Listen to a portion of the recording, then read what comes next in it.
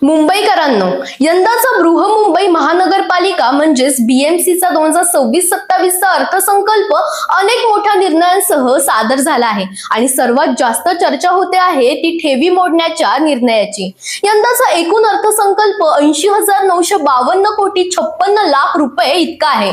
मागील वर्षी 2025-26 चा अर्थसंकल्प 74,427 कोटी 41 लाख रुपये इतका होता, म्हणजे तब्बल 6,525 कोटी रुपयांची वाढ झाली आहे आणि टक्केवारीत पाहिलं तर 8.77% वाढ करण्यात आली। 4 वर्षांनंतर नव्या सत्ताधाऱ्यांचा हा पहिलाच पूर्ण अर्थसंकल्प असल्याने त्याकडे विशेष लक्ष लागलं होतं। आयुक्त भूषण गगराणी यांनी स्थायी समिती अध्यक्ष प्रभाकर शिंदे यांच्याकडे हा अर्थसंकल्प सादर केला। आता येऊया सर्वात मोठ्या मुद्द्याकडे। बीएमसी कडे एकूण 81,449 कोटी 32 लाख रुपये ठेवी शिल्लक आहे। त्यापैकी 44,826 कोटी 23 लाख रुपये हे बांधील दायित्वासाठी राखीव असल्यामुळे ते वापरता येणार नाहीत, मात्र उर्वरित 36,623 कोटी 9 लाख रुपये विविध प्रकल्पांसाठी वापरण्याचा निर्णय अर्थसंकल्पात स्पष्ट करण्यात आला आहे। याच मुद्द्यावरून यापूर्वी राजकीय आरोप प्रत्यारोप झाले होते। ठेवी मोडल्या जातील का यावरून मोठा वाद झाला होता। आता प्रत्यक्षात 36,623 कोटी 9 लाख रुपये विकास कामांसाठी वापरण्यात येणार आहेत। पायाभूत सुविधांसाठी पाहिलं तर मुंबईत सध्या एकूण 101 पुलांची बांधणी आणि दुरुस्तीचं काम हाती घेण्यात आलं आहे। त्यापैकी 24 कामं पूर्ण झाली आहेत। मार्च 2026 पर्यंत 23 कामं पूर्ण होणार आहेत। 2026-27 मध्ये 31 कामं पूर्ण करण्याचं नियोजन आहे आणि 28-29 मध्ये उर्वरित 23 पुलांची कामं पूर्ण केली जाणार आहेत। म्हणजेच पुढील 3 वर्ष मुंबईकरांना काही प्रमाणात वाहतूक कोंडीचा सामना करावा लागू शकतो। पूल खात्यासाठी एकूण 9,650 कोटी रुपये तरतूद करण्यात आली आहे।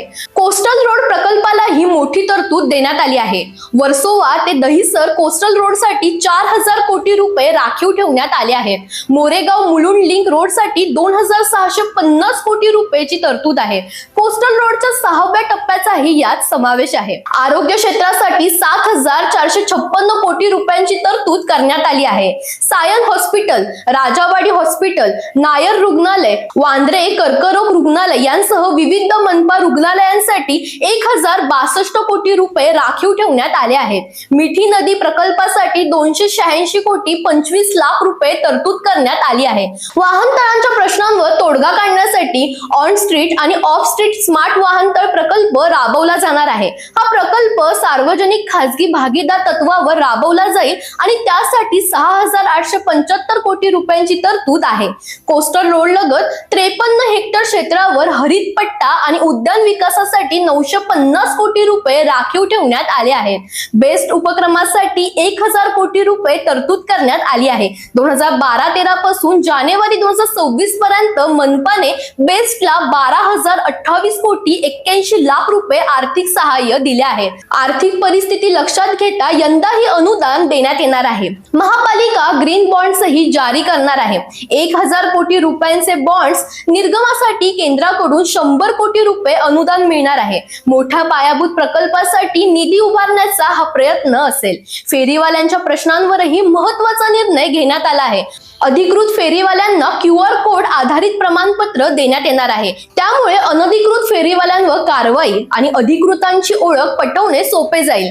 अनधिकृत बांगलादेशी फेरीवाल्यांविरोधातील मोहीम अधिक तीव्र केली जाणार आहे। ऑक्टोबर पासून करमणूक कर पुन्हा लागू होणार आहे। महाराष्ट्र शासनाकडून मिळालेली सवलत 30 सप्टेंबर पर्यंतच लागू राहील। त्यानंतर महापालिका करमणूक कर वसूल करणार आहे। यासाठी शासनाकडे प्रस्ताव पाठवण्यात आला आहे।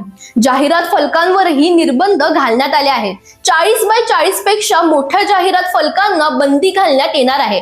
पदपथ आणि गच्चीवरील जाहिरातींनाही मनाई असेल। दरम्यान राज्य शासनाकडे बीएमसीची 10,948 कोटी 58 लाख रुपये थकबाकी असल्याचेही नमूद मंजूर करण्यात आले आहे. एकूणच पाहिलं तर हा अर्थसंकल्प मोठ्या आकड्यांचा आणि मोठ्या निर्णयांचा आहे. 81,449 कोटी 32 लाख रुपयांच्या ठेवींपैकी 36,623 कोटी 9 लाख रुपये विकास कामांसाठी वापरण्याचा निर्णय पायाभूत सुविधांवर मोठी गुंतवणूक, आरोग्य, वाहतूक, पर्यावरण आणि आर्थिक शिस्त यांचा समतोल साधण्याचा प्रयत्न यात दिसतो. मात्र या घोषणा प्रत्यक्षात किती वेगाने आणि पारदर्शकपणे राबवल्या जातात यावरच मुंबईकरांचा खरा विश्वास अवलंबून असेल. दरम्यान तुम्हाला ही माहिती कशी वाटली आम्हाला कमेंटमध्ये नक्की सांगा आणि इंडिया लीडरला फॉलो करायला विसरू नका.